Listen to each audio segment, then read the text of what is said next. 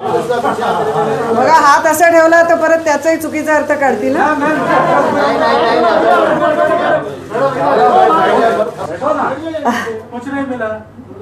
तुम्ही लोक कोविडच्या काळात एवढ्या मोठ्या संख्येने आलाय की त्याच्याकरता धन्यवाद द्यायला माझ्याकडे शब्द नाही आहेत. मला कळत नाही आहे की रूम छोटी आहे का तुमचा नंबर जास्त आहे, पण खूप खूप धन्यवाद. खरंच शब्द नाही आहेत माझ्याकडे. आणि सर्वप्रथम तर मी हे सांगू इच्छिते की प्रेस कॉन्फरन्स अशाकरता ठेवली की बरेच दिवस बरेच प्रश्न विचारायचे होते असं मला लक्षात आलं. त्यामुळे मला असं वाटलं एकत्रित करून ते सगळ्या प्रश्नांची उत्तरं देण्याचा प्रयत्न मी जरूर करेन. जेव्हा मी चित्रपटसृष्टीमध्ये 29-30 वर्षापूर्वी माझी कारकीर्द सुरू केली तेव्हा अत्यंत साध्यासुध्या मराठमोळ्या घरातनं आलेली मुलगी होते मी, अजूनही आहे. आणि म्हणजे माझ्या आईला बिकअपचं काहीही कल्पना नव्हती, आजही नाही आहे. पण एकच परमेश्वराच्या आशीर्वादानंतर एकच गोष्ट माझ्याबरोबर होती, ती म्हणजे लोकांचा साथ. आणि मी नेहमी तेव्हाही म्हणायची की तेव्हा खूप मोठे मोठे माझ्याबरोबर आर्टिस्ट होते, पण मी नेहमी सांगायचे की मी मीडिया मेड स्टार नाही आहे, मी पीपल मेड स्टार आहे. आज मी माझ्या राजकीय वाटचालीची एक पाऊल जिथे उचलते तिथे मला एवढंच सांगायचं आहे तुम्हा सर्वांना आणि महाराष्ट्राच्या जनतेला की ही एक अजून अवघड वाटचाल आहे आणि त्याच्याकरता त्यांचा पाठिंबा मला खूप गरजेचा आहे. कारण मी ज्याप्रमाणे चित्रपटसृष्टीमध्ये पीपल मेड स्टार झाले, लोकांनी बनवलेली मोठी स्टार, त्यानुसार मी माझ्या राजकीय आणि उर्वरित आयुष्यामध्ये लोकांनी बनवलेली लीडर होणं पसंत करेन.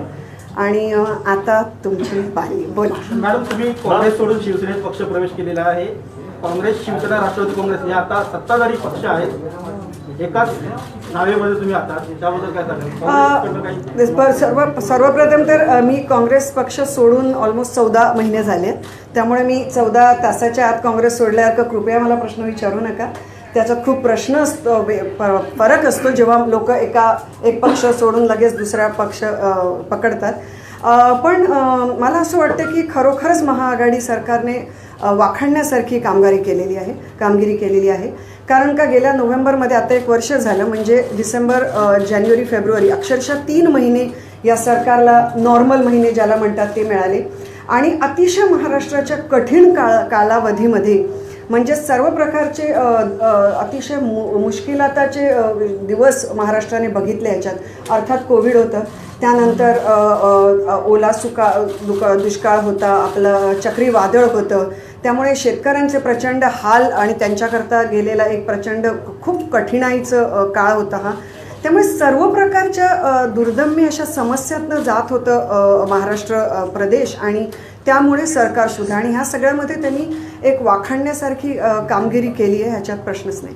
शिवसेनेने तुमच्यावरती कुठली जबाबदारी सोपवली आहे का आता पक्ष प्रवेश? मी शिवसैनिक म्हणून आलेली आहे आणि मी शिवसैनिक म्हणूनच काम करायला आलेली आहे. तुम्हाला विधान परिषदेचं आमदार पद दिलेले राज्यपाल नियुक्त? मला दिलेलं नाही आहे हो, असं देणार ते कधी देतील तेव्हा देतील. आता सांगा तुम्ही. पण मला माझं नाव जरूर सजेस्ट केलं गेलेलं आहे आणि मला तुम्हाला नम्रपणे हेही सांगायला आवडेल की मी माझ्यावरती आत्ताच्या आत्ता पक्ष जॉईन करण्याची कुठल्याही प्रकारची सक्ती किंवा काही प्रकारची गोड सक्ती नव्हती. पण मला असं वाटलं नाही की माझं नाव म्हणजे MLC मिळणं हा या सगळ्या मोठ्या वाटचालीचा एक छोटासा पहिला टप्पा असेल. त्यामुळे मुळात मला काम करण्याची इच्छा असल्यामुळे मी शिवसेना प्रवेश आज केलेला आहे. कि क्या कारण है शिवसेना को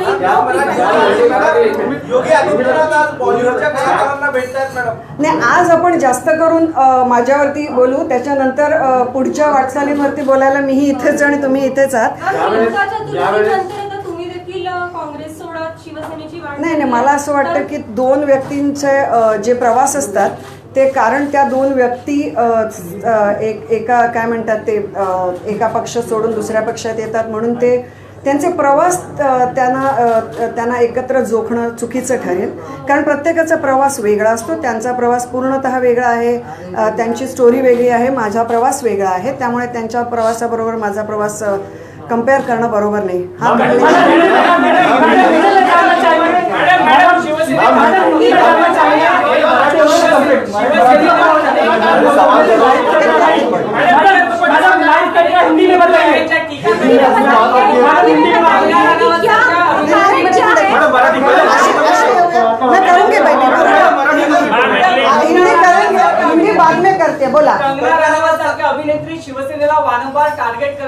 शिवसेनेवर टीका करत असतात, आता त्या अभिनेत्रींना एक अभिनेत्री आणि शिवसेनेचा सदस्य म्हणून तुम्ही उत्तर देणार का? नाही, अजिबात नाही. तुम्ही त्यांचे फॅन आहात का? आम्ही नाही. हा, मी पण नाही. मला शिवसेनेने असं टीका केलेली आवडेल तुम्हाला? मी सांगते त्याचं उत्तर. मला असं वाटतं त्यांच्यावर बोलायला पाहिजे होतं, त्याच्यापेक्षा जास्त ऑलरेडी बोललं गेलेलं आहे आणि आता बोलायची गरज नाही आहे. आणि टीका करायला लोकशाही आहे, अभिव्यक्ती स्वातंत्र्य आहे, कोणी ते करावी. पण त्याला तुम्ही उत्तर देणार नाही का? नाही, मी तेव्हा सुद्धा त्यांना उत्तर द्यायला सर्वप्रथम तरी आज क्लिअर करू इच्छिते. मी जो इंटरव्ह्यू केला होता तो त्यांना उत्तर देण्याकरता तेव्हाही केलेला नव्हता. तो त्या इंटरव्ह्यूचा एक भाग असणार होता. पण त्या काही काय म्हणतात ते प्रश्नाच्या ओघाओघामध्ये जास्त प्रश्न त्यांच्याबद्दल विचारले गेले म्हणून त्याच्यावरती उत्तरं द्यावी लागली. याच्या व्यतिरिक्त मला असं वाटतं नको तितकं महत्त्व ऑलरेडी या विषयाला दिलं गेलेलं आहे. आता आपण ते ड्रॉप करू शकतो. ज्यावेळेस एकोणीसला जेव्हा तुम्ही निवडणुकीमध्ये होता तेव्हा ही भाजपने तुमच्यावरती टीका केली होती. आताही तुमच्या प्रवेशासंदर्भात भाजपने टीका केली. बघायला मिळते शिवसेना एक पक्षप्रमुख शिवसेना सदस्य म्हणून तुम्ही काय सांगाल? भाजपच्या टीका म्हणजे काय आहे, पुढे तुम्हाला आयुष्यामध्ये माझ्या कदाचित मी हे आज घातलंय थोडंफार, ते सोडून वेगळी वेगळी मेडल्स दिसतील.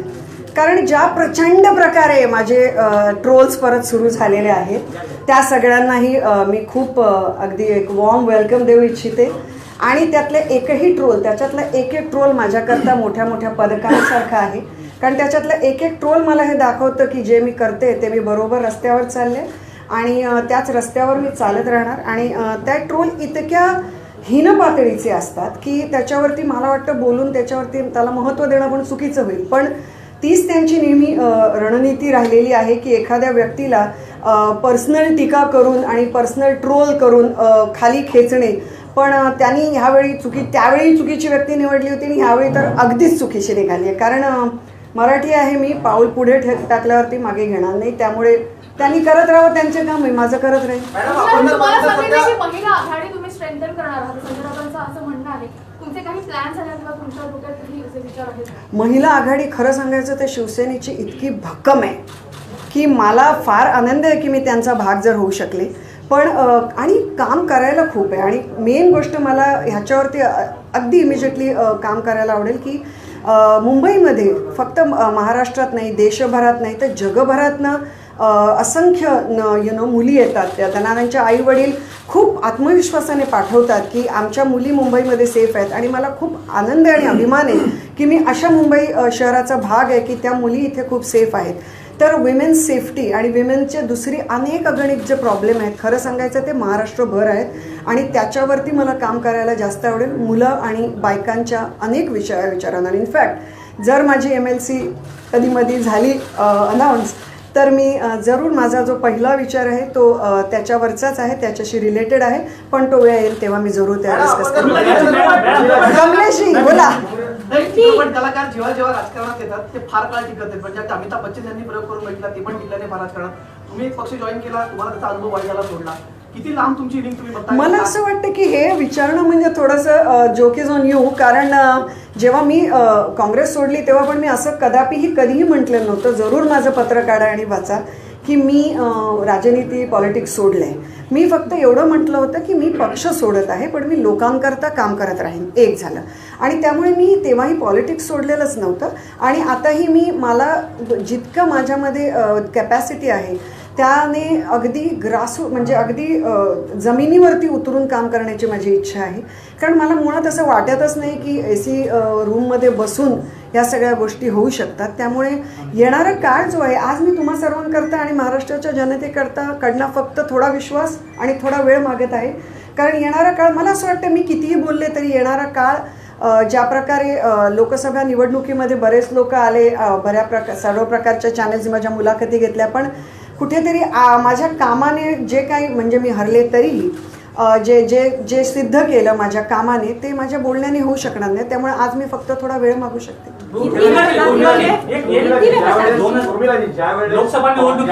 लोकसभा निवडणुकीच्या वेळी ज्यावेळी तुम्ही प्रचार करत होता त्यावेळी अनेकदा भाषणं दिली ज्यामधून तुमचे सेक्युलरवादी विचार जे आहेत ते प्रामुख्याने समोर आले. आता तुम्ही काँग्रेसमधून शिवसेनेत प्रवेश करता. शिवसेना ही साधारणतः हिंदुत्ववादी नाही हिंदुत्ववादीच आहे. तर तुमचे विचार कशा पद्धतीनं पुढे जातील? कारण जे सेक्युलरवाद काँग्रेस काय आहे मुळातच मी थोडक्यात याचं उत्तर देते, कारण ह्याचं उत्तर खरं फार डिटेल आहे की सेक्युलर म्हणजे ह्याचा अर्थ म्हणजे इतर काय म्हणतात ते धर्मांच्या कडे आपली असलेली धर्मांना हेट करणं नाही किंवा स्वतःच्या धर्माला विरोध करणं किंवा त्याचा तिरस्कार करणं असंही नाही. मी हिंदू आहे जन्माने आणि मी कर्मानेही हिंदू आहे आणि हिंदू धर्माबाबत मी खूप बोलू शकते, कारण हिंदू धर्माचा मी पूर्णपणे अभ्यास केलेला आहे. मी 8 ते 9 वर्षाची असल्यापासून योग साधना केलेली आहे. मी एक पूर्ण म्हणजे त्याला म्हणतात जो टीचर ट्रेनिंग कोर्स योगाचा करून मी सर्टिफाईड योगा टीचरही आहे. या सर्व गोष्टींवरती आतापर्यंत बोलायची गरज वाटली नाही, कारण का मला असं वाटतं की आपला जो धर्म असतो तो जसा देव कसा मंदिराच्या गाभाऱ्यात असतो तसा आपला धर्म हा आपल्या अत्यंत मनातला, हा अत्यंत आपल्या जिव्हाळ्याचा, आस्थेचा असा विषय असतो आणि तो दरवेळी वेशीवर उभं राहून त्याचा उहापोह करण्याकरता वापरण्याची मला गरज वाटली नाही.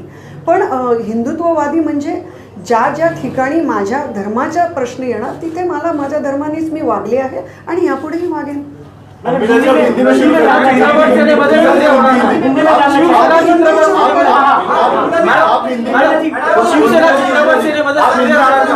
योगी आदित्यनाथ बॉलिवूडच्या कलाकारांना उद्या भेटणार आहेत. आपली यावरची काय प्रतिक्रिया, कारण आपण सुद्धा बॉलिवूड मधून त्यांचं स्वागत आहे. महाराष्ट्र नेहमीच आपल्या अतिथींचं जास्त स्वागत करण्यामध्ये नेहमी कधीही मागे राहिलेला नाही. आम्ही त्यांना जय महाराष्ट्र सांगू शकतो.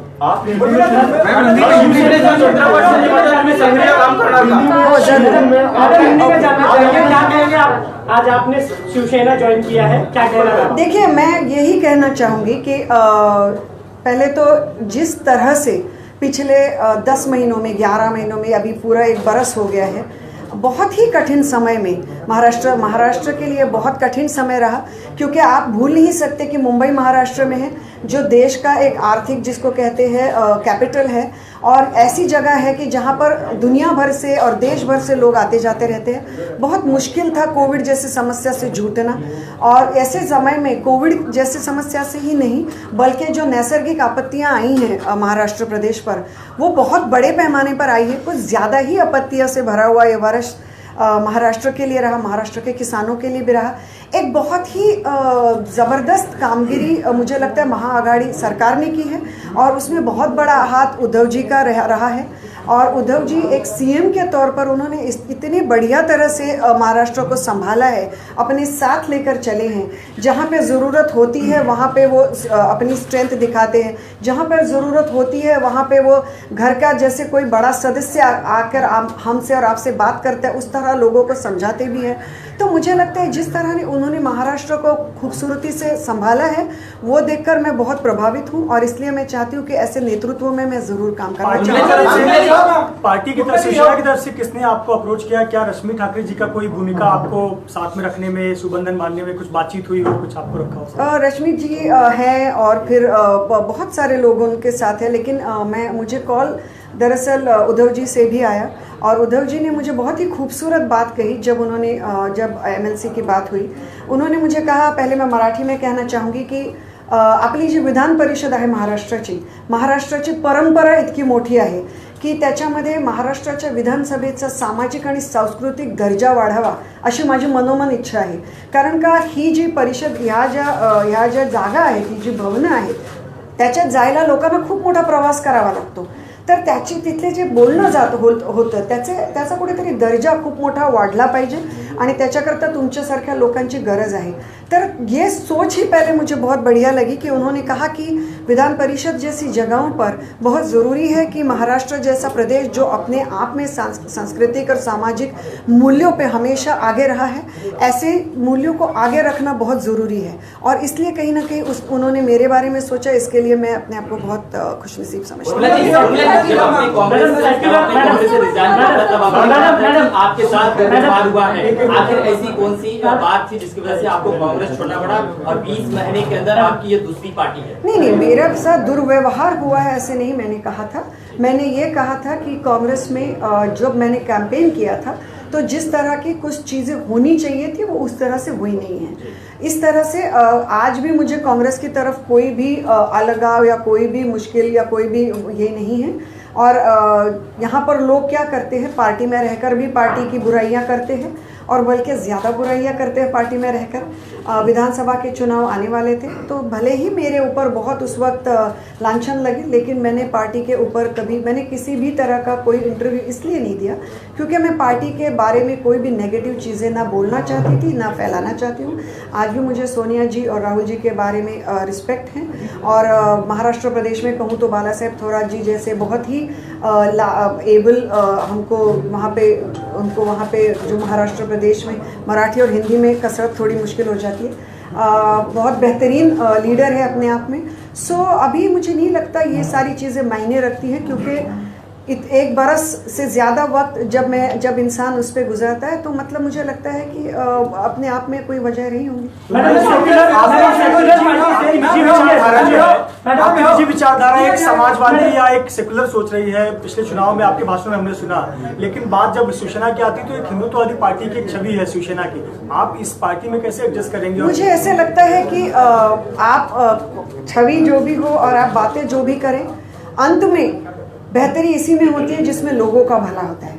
तो मैं आप लोगों से पूछना चाहती हूँ कि जो एक बरस का आपने शासन देखा है महाराष्ट्र में, क्या आपको ऐसे नहीं लगता कि इस शासन में किसी भी तरह के लोगों को स्पेशल ट्रीटमेंट या किसी भी तरह के लोगों को कम ट्रीटमेंट, इस तरह का कोई दुर्व्यवहार महाराष्ट्र में हुआ है और ना ही वो आगे चलकर होगा? इसकी मुझे पूरी मुझे उसमें उम्मीद है, नहीं मुझे क्या कहते हैं उसको, आई am sure about it. And मुझे लगता है आज के वक्त में वो ज़्यादा महत्वपूर्ण है। और मेरा जो हमेशा सोचना था वो लोगों के प्रति था। जब मैंने इंटरव्यूज़ भी इसके पहले किए और कुछ चीज़ों पर बोली, तब भी मैंने यही कहा कि मैं किसी के खिलाफ बातें नहीं कर रही हूँ, मैं महाराष्ट्र के लोगों के लिए बात कर रही हूँ। इसमें बहुत फ़र्क होता है, नेगेटिव वर्सेस पॉजिटिव आउटलुक रखने का फ़र्क होता है। और ये आउटलुक डेफिनेटली शिवसेना में, और अब सत्ता में आने के बाद किस तरह लोगों से बिहेव करते हैं, किस तरह से उन्हें प्रशासन देते हैं, बहुत मायने रखता है। और मुझे लगता है उसमें शिवसेना बहुत बड़े पैमाने पर खरी उतरी है लोगों के एक्सपेक्टेशंस पे। जब आपने कांग्रेस ज्वाइन किया था तो आप बहुत उम्मीद में थी, जब आपने कांग्रेस ज्वाइन किया था बहुत उम्मीद में थी, लेकिन आपने हाउस पॉलिटिक्स का जिक्र किया था, इसके वजह से आपने कांग्रेस छोड़ दिया। आपको लगता है कि शिवसेना में वो समय नहीं आएगा कि आप? नहीं, मुझे लगता है हाउस पैटी पॉलिटिक्स हो, हाउस पॉलिटिक्स हो, और अन्य अगणित मुद्दे हो, हर एक पार्टी में होते हैं, हर एक पक्ष में होते हैं। मैं भी काफ़ी नई थी पॉलिटिक्स में, शायद मैं तैयार नहीं थी इस तरह की चीज़ों को डील करने में। मैं इसके लिए किसी के भी ऊपर, मुझे बहुत आसान है दूसरे लोगों के ऊपर लांछन लगाना, यहाँ बैठ के बड़ी बड़ी चीज़ें बोलना, लेकिन ऐसी कोई भी चीज़ें करने में मुझे कोई इंटरेस्ट ना तब था ना अभी है, क्योंकि मेरी राजनीति पहले तो दूसरों को नीचा दिखा के और दूसरों के बारे में गलत शलत बातें करके शुरू करने से शुरू नहीं होती। हाय सोहेल, फाइनली दो सवाल है। पहला सवाल ये है कि ये भी कहा जा रहा था कि क्या कांग्रेस की ओर से भी आपसे कहा गया था क्या कि एमएलसी की टिकट की जो बात है, क्या कांग्रेस की ओर से भी आपको कहा गया था कि ऑफर दिया गया था पहली? और दूसरी जो अभी आपने कहा कि नेगेटिव और पॉजिटिव वाली बात जो कही आपने, तो अभी जैसे आप कह रहे हैं कि आपके ऊपर ट्रोल हो रहा है और आप शिवसेना भी उस समय ज्वाइन कर रहे हैं जब कहीं ना कहीं सेंटर वर्सेस स्टेट हो रहा है, वहां से भी बॉलीवुड के कई लोग कई सारी चीजें बोल रहे हैं, तो इसे आप किस तरह से देखती हैं, ये दोनों चीजों को? पहले तो कांग्रेस से मुझे एमएलसी ऑफर हुई थी, ये बात मैं अपने मुंह से कभी नहीं बोलती आप लोगों को, क्योंकि मुझे गलत लगता है वो।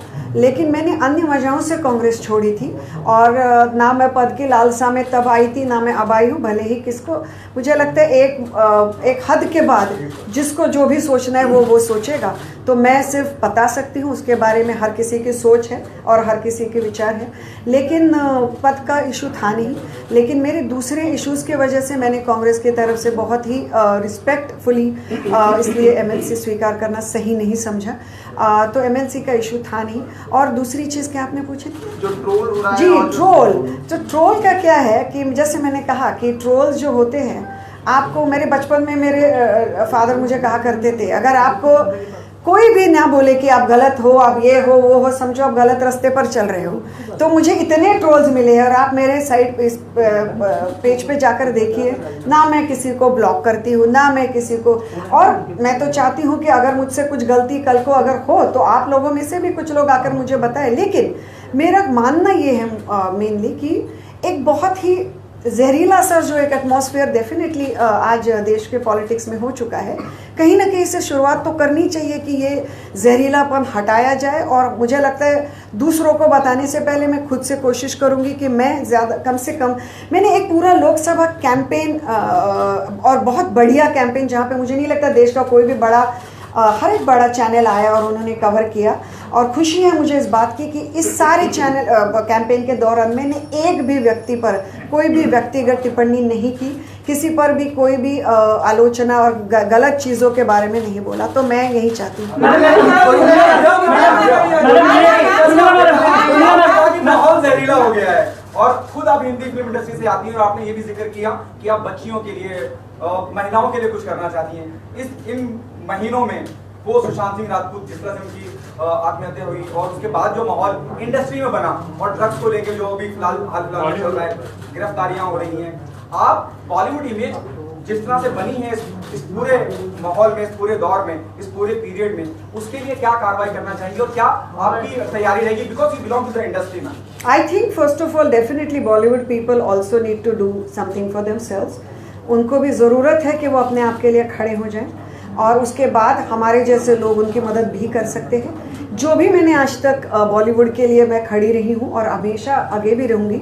मुझे पहले भी पूछा गया था कि ये लोग क्यों नहीं बात करते, क्योंकि उनकी वो बहुत वल्नरेबल पोजीशन में होते हैं। ये समझते हुए भी मुझे ऐसे लगता है कि बहुत बड़े पैमाने पर बॉलीवुड को गलत लाइट में दिखाने की कोशिश की गई। बहुत बेइंतहा कड़ी मेहनत का काम होता है और बहुत ज़्यादा करोड़ों पैसे लगे होते हैं और वो मेहनत वाले लोग होते हैं। और बॉलीवुड लोग मतलब 4-5 स्टार्स नहीं होते जिन्हें शायद आप पसंद करें ना करें। आज बहुत सारे लोग हैं जिनको मैं पसंद नहीं करती, लेकिन अगर उनकी फिल्में बैन करो, अगर ये ट्रेंडिंग हो रहा है तो वो गलत है और वो मैं गलत बोलकर ही रहूँगी। तो अपने अपने नज़रिए का और समझ का ये विचार है।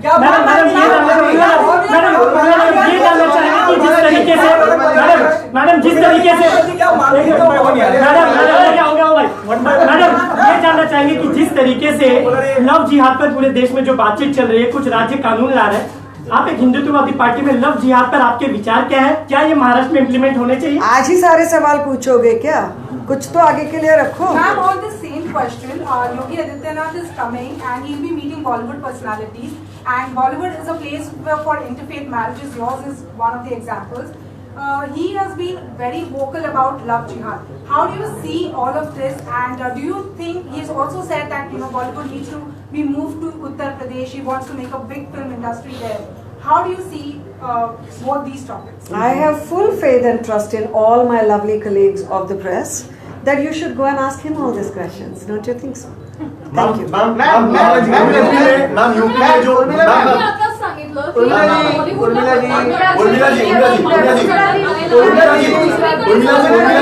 यूपी में एक लास्ट देते कसं आहे की बॉलिवूडला बदनाम करण्यासाठी सध्या जे आहे कारस्थान या ठिकाणी करण्यात आलं असं तुमचं म्हणणं आहे. दुसरीकडे योगी आदित्यनाथ बॉलिवूड नॉर्थ साईडला हलवण्यासंदर्भात बोलतात. एकूणच काय म्हणणं आहे, कारण ज्या बॉलिवूडला बदनाम जे करण्यात आलेलं आहे आणि ते नाही, मी तेच म्हणते की मला असं वाटतं हे सर्व प्रश्न लोकशाहीचा चौथा स्तंभ आणि जनरली माझ्या मते सगळा समाज आणि सगळा देश चालवणारा जो आपला मीडिया आहे त्यांनी रिस्पेक्टेड CMना विचारायला पाहिजे ते प्रश्न, आणि त्यांनी खरं तर त्यांच्या चॅनलवरती हे प्रश्न उपस्थित केले पाहिजेत आणि लोकांना विचारलं पाहिजे. आणि मला पूर्ण विश्वास आहे महाराष्ट्राच्या जनतेमध्ये की ते सगळं बघतायत, कारण महाराष्ट्राची जनता ही अक्कल गहाण ठेवून ठेवणाऱ्या लोकातली नाही आहे. त्यांना माहिती आहे काय असतं पॉलिटिक्स, आणि त्यामुळे मला असं वाटतं तेच सगळे उत्तरं देतील. आणि त्याच्या व्यतिरिक्त काम मला वाटतं तुमच्या खांद्यांवरती आहे की त्यांना हे प्रश्न जरूर विचारा. दो सवाल है. पहला सवाल ये है, मैं आपको पहले क्लियर करूं, मैं कंगना रनौत का फैन नहीं हूँ. जिस तरह से कंगना रनौत ने पूरे ट्रोल किया, शिवसेना को काफी कुछ कहा, सोशल मीडिया पे कुछ कहा, आप उनके बारे में क्या कहना चाहेंगे? फिर मैं दूसरा सवाल पूछूंगा. पहले मैं उनके बारे में कुछ नहीं कहना चाहती. आगे किसानों के सवाल है कि जब आप कैंपेन कर रहे थे तो बीजेपी शिवसेना एक साथ थी, लोगों ने एक पार्टी मान कर वोट दिया. अभी सिनेरियो पूरा चेंज है, अभी 3 पार्टियां हैं. तो बीजेपी के साथ शिवसेना अच्छी थी कि अभी के साथ जो शिवसेना काम कर रही है वो अच्छी है? आप किसके साथ रहना चाहेंगे? देखिए, मैं मुंबई की, मैंने जैसे कैंपेन में भी रखा था मुंबई की मुलगी. मैं बम्बई में पली बड़ी हूँ, तो मेरे लिए तो हमेशा ही शिवसेना अच्छी थी, क्योंकि बाला साहब ठाकरे जी का जो हर एक मराठी मानुस के मन में स्थान है उसे आप हिला नहीं सकते। आज भी जब मैंने शिवसेना में प्रवेश किया तो मेरे अंदर से बात निकली और मैंने जाके उनके फ़ोटो के सामने नमन किया। इसकी वजह यह है कि एक ऐसा व्यक्तित्व जो वहाँ बैठकर पूरा महाराष्ट्र, जब वो चले गए तब महाराष्ट्र में 2-3 दिन पर एक तरह की बहुत उदासी, बहुत कम लोग ज़िंदगी में ये स्थान पा सकते हैं। लेकिन मुझे ऐसे लगता है कि इन सारी चीज़ों से बात ना करते हुए मैं ये बात ज़रूर करना चाहूँगी कि जिस तरह का शासन 1 बरस में शिवसेना ने किया है वो बेहतरीन है और मुझे लगता है इसी तरह उनका आगे बढ़ने का और महाराष्ट्र को आगे लेकर जाने का जो प्रयास है उनमें मैं उनमें साथ पहले आप एक सेक्युलर पार्टी से थी, अब आप एक कट्टर हिंदुत्व पार्टी से हैं। आपकी विचारधारा क्या है? आप सेक्युलर है या कट्टर हिंदुत्व? देखिए सेक्युलर कट्टर हिंदुत्व एक बार एक जगह के बाद सिर्फ वर्ड्स बनकर रह जाते हैं, क्योंकि सेक्युलर होने का मतलब ये नहीं होता कि अपने ही धर्म से नफरत करना या दूसरों के धर्म से नफरत करना। ना हिंदुत्व का मतलब ये होता है कि सिर्फ अपने ही धर्म को आगे लेके।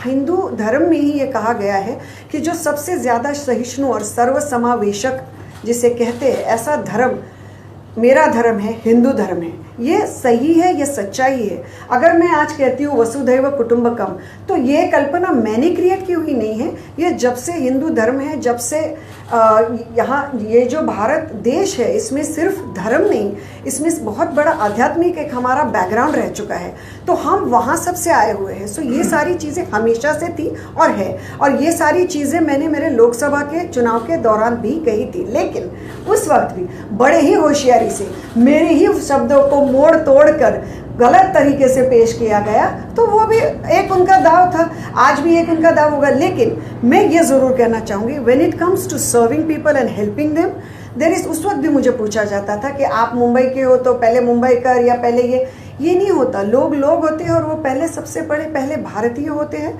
और भारतीय लोगों को और महाराष्ट्र में महाराष्ट्र के रहने वाले महाराष्ट्र के लोगों को मदद करना महाराष्ट्र शासन का पहला धर्म है। नोएडा में जो प्रपोज फिल्म सिटी बन रहा है उसको लेकर कहा जा रहा है कि बॉलीवुड को शिफ्ट करने की साजिश है, तो उस पर आपको क्या लगता है, क्या बॉलीवुड शिफ्ट हो सकता है? मैडम एक सवाल इससे कनेक्टेड है कि अक्षय कुमार आज मिलने वाले योगी से क्या कहना है? किसानों का आंदोलन चल रहा है, अक्षय कुमार मिलने वाले, I am sure Akshay Kumar ji के घर में उनको खाना बहुत बेहतरीन मिलेगा।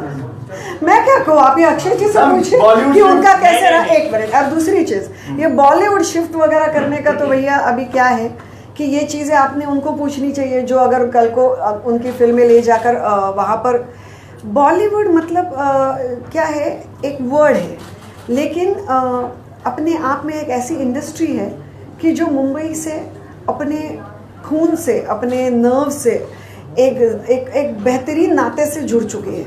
तो मुझे नहीं लगता हिंदी फिल्म इंडस्ट्री और मुंबई सिटी ये दोनों चीज़ें अलग होने की संभावना है। बाकी चीज़ें तो होती रहेंगी। बाकी मुझे पूरी उम्मीद है कि यूपी का भी फिल्म सिटी बहुत बढ़िया बनेगी और मेरी उसके लिए बहुत सारी शुभकामनाएं हैं। उर्मिला जी, एक सवाल, आप जिस पार्टी में थी पहले, दिल्ली के दस्तक पर है किसान, उनकी बात नहीं मानी जा रही है, ऐसा बात कहा जा रहा है। आप अभी राजनीतिक एक दल की सदस्य हैं, किस तरह से देखती हैं? बहुत दुखद है कि किसानों को जिस तरह से वो स्ट्रगल कर रहे हैं। मैं इन बिल्स के बारे में सिर्फ कुछ हद तक जानती हूँ। मैं हर एक चीज़ दुनिया में जानती हूँ, ऐसा दावा मैंने अभी नहीं किया, ना मैं आगे करूँगी। लेकिन जितना मैं समझ चुकी हूँ, मुझे ऐसे लगता है डेफिनेटली कहीं ना कहीं उनसे बात करने की कोशिश करनी चाहिए। लेकिन इस विषय में मैं आज ज़्यादा बात करना सही नहीं समझती। मैम एक साधारण सा सवाल है, एक साधारण सा सवाल है, आपको शिवसेना के हिंदुत्व में और भाजपा के हिंदुत्व में क्या फर्क दिखता है? देखिए, हिंदुत्व एक, जैसे मैंने पहले कहा, मन की गहराइयों से सबसे महत्वपूर्ण और सबसे गहरा आस्था भरा और श्रद्धा भरा विषय है। सो वो एक प्रेस कॉन्फ्रेंस में सिर्फ बातें बनाने के लिए और चौराहे पर खड़े होकर चिल्लाने के लिए बताने वाली बातें नहीं हैं। तो हिंदुत्व जो है वो इसके ऊपर एक क्या कहते हैं उसको इस तरह से बातें करना मुझे सही नहीं लगता। मुझे लगता है हर किसी ने अपना धर्म अपने दिल दिमाग और अपने सोल के साथ कनेक्ट करके अपनी ज़िंदगी में उसे निभाना चाहिए। आप जिस पार्टी में थी पहले वहाँ पर अनबन हुई या फिर महिलाओं का सम्मान नहीं किया गया, इसलिए आप उस पार्टी को छोड़कर शिवसेना आ गई है। यहाँ पर लगातार देख रहे हैं महिलाओं की मौजूदगी ज्यादा है। किशोरी पेडनेकर, प्रियंका चतुर्वेदी, रश्मि ठाकरे, आज सब कुछ मौजूद थी। महिलाओं को सम्मान दिया जाता है, लेकिन इसी पार्टी के एक सांसद आपसे भले ही कुछ भी लड़ाई हो, महिला के लिए अपशब्द शब्द का इस्तेमाल करते हैं। तो ऐसे में आप उस महिला के मुझे साथ पता नहीं आपको किसकी बात करें। नंबर 1, नंबर 2, एक मिनट। नंबर 2, मैंने कभी नहीं ये कहा कि मेरे महिला के साथ गैर व्यवहार हुआ है। मैं उन महिलाओं में से हूँ नहीं जिनके साथ गैर व्यवहार किया जा सकता है। नहीं, मेरा सवाल तो ये मैंने है कभी भी ये बोला नहीं कि मेरे साथ महिला के नाते गैर व्यवहार हुआ है। तो मैंने ये कांग्रेस के बारे में कतई नहीं कहा था। लेकिन इस वक्त आप महिलाओं का मुद्दा लेकर आगे चल रही तो आप क्या किसकी आपको बात कर रहे हैं सम्मान- मुझे नहीं पता। संजय राउत जी की बात कर रही हूँ मैं, और for your kind information I am not Kangana ma'am, लेकिन एक सांसद होने के नाते जिस तरह के शब्दों का वो प्रयोग करते हैं, क्या आपको लगता है कि प्रयोग भविष्य में मतलब आप चलकर कौन से शब्दों की बात कर हरामखोर रहे जैसे हैं? शब्दों उन्होंने प्रयोग किया, तो जी। क्या आपको लगता है कि एक तरफ पार्टी महिलाओं के सम्मान की बात करती है, दूसरी तरफ उसी पार्टी के सांसद जो है एक महिला के लिए इस तरह का तो शब्द हो गई ना अभी वो बात, उसके ऊपर सारी चीजें, सारा बवाल हो गया। वो सांसद है, ये पद्मश्री है, उनकी भी भाषा अपनी भाषा है, इनकी भाषा अपनी भाषा है। तो भैया मुझे दूसरों की भाषाओं पे क्यों पूछ रहे हो? मैं अपनी भाषा पे बात करूंगी। उर्मिलाजी, आतापर्यंत मातोश्रीवर अनेक पक्ष प्रवेश झाले, या म्हणजे अनेक महिलांचा पक्ष प्रवेश देखील झाला, परंतु पहिल्यांदाच असं घडलं की उद्धव ठाकरे यांच्या पत्नी रश्मी ठाकरे तुमच्यासाठी खास पक्ष प्रवेशासाठी असं आल्या का? होत्या. हां, आणि शिवबंधन हे त्यांच्या हस्ते बांधलं. एक वेगळी ट्रीटमेंट जी आहे ती खास तुम्हाला मिळते. असं काही नाही आहे, असं अजिबात नाही आहे. मला असं वाटतं ना की तुम्हाच्या सगळ्यांचे परत एकदा मनपूर्वक आभार किया झाला. पण मी काही कुठली राजकीय नेता नाही आहे. हो, अजूनही मी अत्यंत साध्यासुध्या मराठमोळ्या घरातली एक मुलगी आहे, बाई आहे, व्यक्ती आहे, व्हॉटेवर. तर त्यामुळे मला कुठेतरी हे सगळं क्षेत्र अजूनही खूप नवं आहे आणि ते मी पदोपदी मान्य करते. आणि त्यामुळे मला असं वाटतं कुठेतरी जर ते आल्या असतील तर कदाचित थोडाफार मला एक आत्मविश्वास माझा वाढावा ह्याच्याकरता आल्या असतील. आणि त्याच्या व्यतिरिक्त मला त्याच्यात काही वाटत नाही. आणि परत एकदा सांगू इच्छिते, ह्यामध्ये मी खूप नवी आहे. आज तुम्ही इथे एवढ्या मोठ्या संख्येने आलात त्याच्याकरता धन्यवाद. पण मी नवी आहे ते, आणि मला खूप मोठा रस्ता घ्यायचा आहे. आखिर में थँक्यू शिवबंधन सो मच. बांधते वक्त कुछ कहा